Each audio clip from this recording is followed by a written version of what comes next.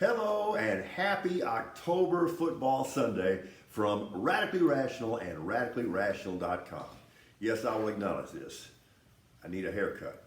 It's okay though. I'm just happy that occasionally I still, need a haircut, at least for now. I was very upset with the outcome of the Texas OSU game. Very upset. I was upset it didn't wind up being 98-0. How's that taste, OSU? French dip that.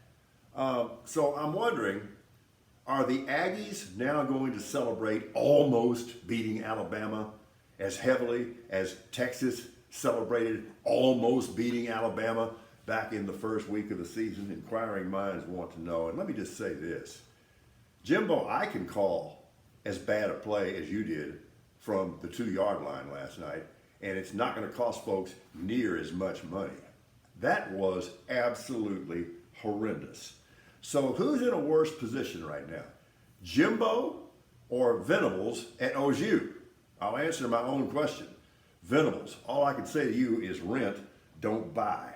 So I guess Georgia jumps back to number 1 this week, right? Yeah, okay. It drives a lot of you crazy whenever somebody says SEC football is the best, it's the big dog. And a lot of you just lose your mind. Are you listening, Mike Blair? But here's the reason that people say SEC football is the big dog. It's because SEC football is the big dog. Woof. Deal with it.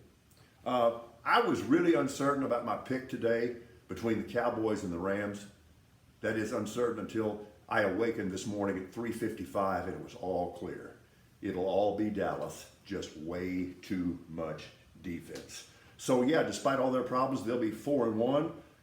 The immediate problem after that is the Eagles are going to be 5-0 because they will beat the Cardinals. Gross motor instability. That now means no-go, period. I'm glad they're clearing up this protocol thing, and let me say this, and you can hold me to it. I am disgusted by broadcast references to, well, he just got his bell rung.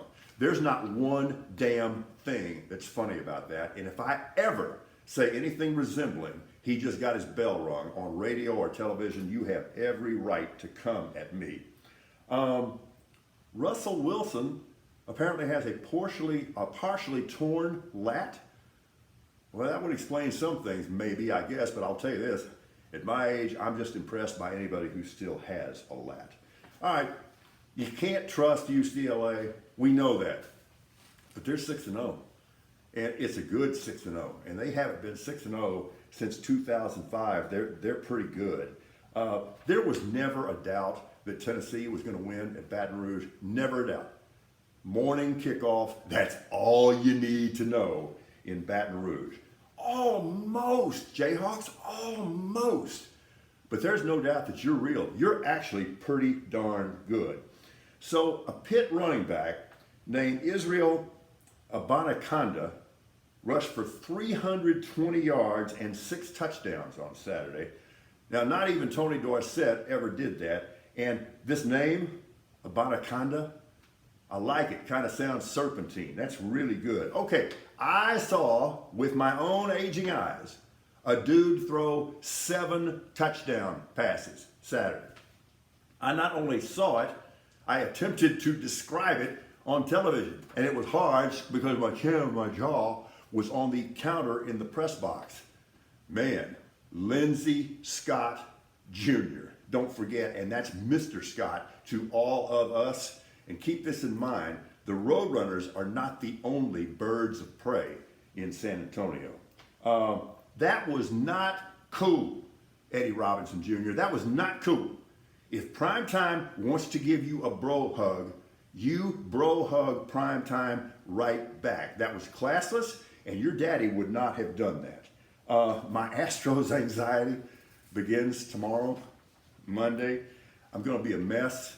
And I don't know that I really like this matchup with Seattle at all. But congratulations to my buddy Terry Francona, the manager of the Guardians. Nicely done. St. Louis, this is sad. That's it for Pujols and Molina. That is sad. All right, so finally, Draymond says he's going to step away from the Warriors for a few days. Okay, let's light our lighters Everybody needs a little time away. Why? Because chicks still dig Satara. Happy Sunday. We are Radically Rational.